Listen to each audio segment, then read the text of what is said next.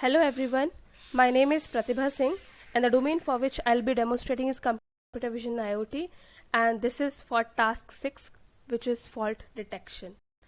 So let me first explain the code which I have written before running it.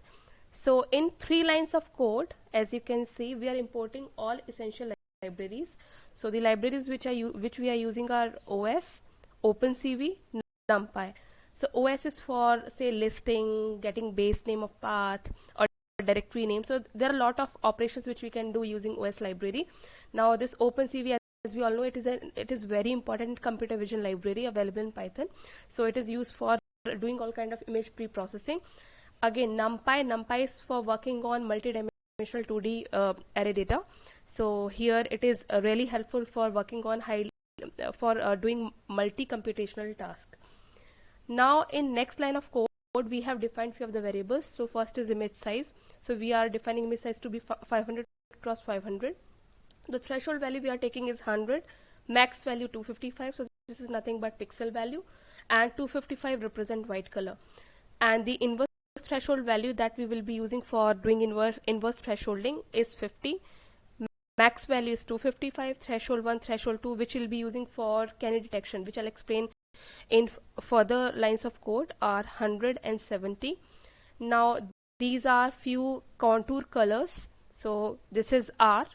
As we all know, the representation is BGR. So here R is 255. That means the color which we are using for contour representation is red, and this is the thickness. Thickness means what breadth of the color we want to have on our image. So this is 1.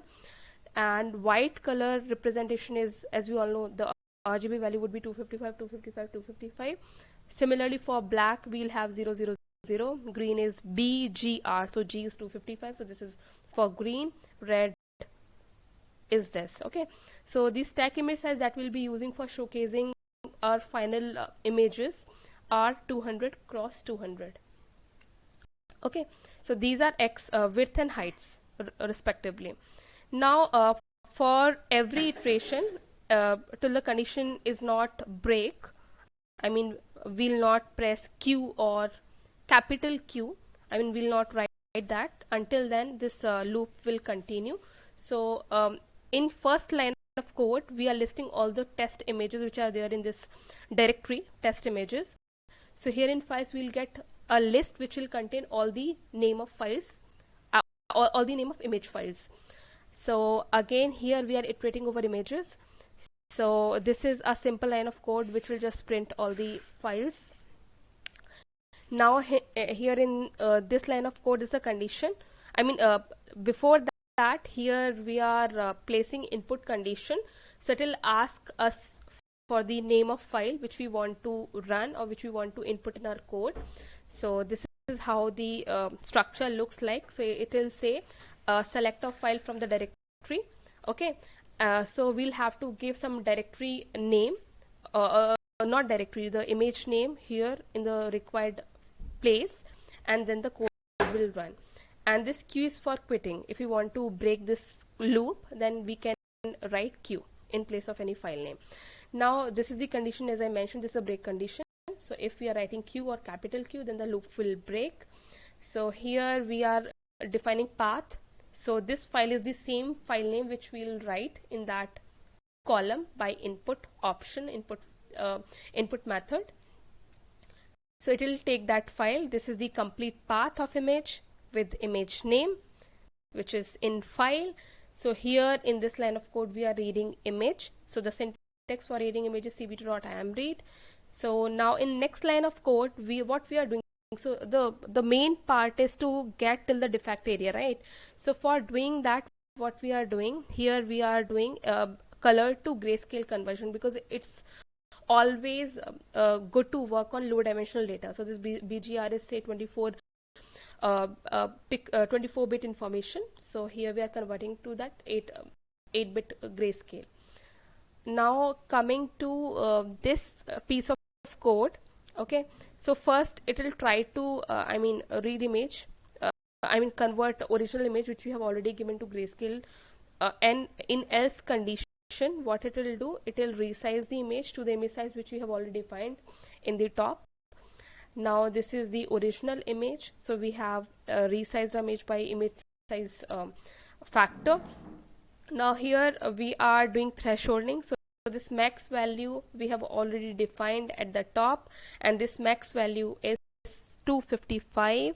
Okay, and the type of thresholding that we are using is binary thresholding here. So what binary threshold does, it converts all the pixels which are below threshold to black and all the pixels above threshold to white. So this is how it works. The kernel size which we are taking, it's a identity matrix np.1, so we are creating that, and the size of that unit matrix would be 5 cross 5. Now in this line of code we are doing image erosion. So these image erosion dilation, they are kind of pre-processing steps so that our defect area becomes quite prominent. Okay, so here what we are doing, we are again thresholding that using max value, and we are using now a binary threshold, so that the defect area is properly visible in this piece of code. So this thresh inverse image would be good representation of the defect area. Now what we are doing, we are on this image erosion, we are doing canny, we are applying canny method. So this canny is nothing but an edge detector method or edge detector technique available as a part of OpenCV, and it uses two threshold, which is threshold 1 and threshold 2. So the good part of having two threshold here is the scalability or flexibility, and as we all know, there is always some issues related to threshold, which is a limitation actually of deciding a particular fixed threshold, because a single threshold can't work on all kind of images, because all images varies in color, size, or edges, and few and all aspects. All images can't be same, right, practically. So what we are doing in next piece of code, we are finding contours. So in thresh image, as I discussed, are the defect area would be most prominent, right? So what we are doing now, we are drawing contours around that. Okay, so this is a function which is available in OpenCV for drawing contour. The font size that we are using for placing text on top of image is this. So this is how we have defined our font size. Here we are resizing all images. This is image, thresh basic, so that we can see the visual representation, image erosion, thresh inverse, edge image. So in this piece of code, we are placing text on all these images. Okay, so I think this is clear. Now coming to next piece of code here. So this is for showing all the concatenated images. So here we are showing all the images and using one command, and this is the here we are finding number of contours. So number of contours can be found by length operation, right? So this will give you the number of contours, or number of defects to be precise, and here we are printing that as well. If length of contour is greater than 1, that means error is detected. If it is not, that means there is no error, right? So here we are showing our original image. If number of contour is not 0, that means if it is greater than 1, then greater than or equal to 1, then what we are doing, we are drawing contour, we are placing text over the highlighted image, and this is how we are doing that, and we are finally showing that image on a pop-up window, and we are also writing the image in a corresponding directory here. So this is how the code functions. Now let me run this piece of code so that it becomes more visible.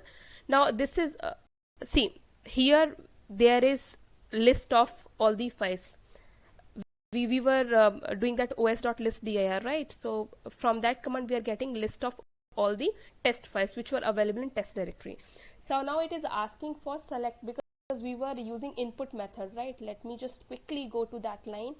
So there is this input method here where it was asking for file which we want to use for our processing, right? So this is the line which is getting populated in the bottom while running the code, like here. So let's give one image. So let me give this image as an example here. Okay, press enter. As you can see, it is saying that number of contours found is 5. That means error is detected since number of contour is greater than or equal to 1. And this is how the image looks like. So this is the grayscale version of the image. This is basic thresholding. This is morphological erosion. So as you can see, this is the threshold element, and using erosion, these defects are more prominently visible. So we have kind of expanded black pixel area.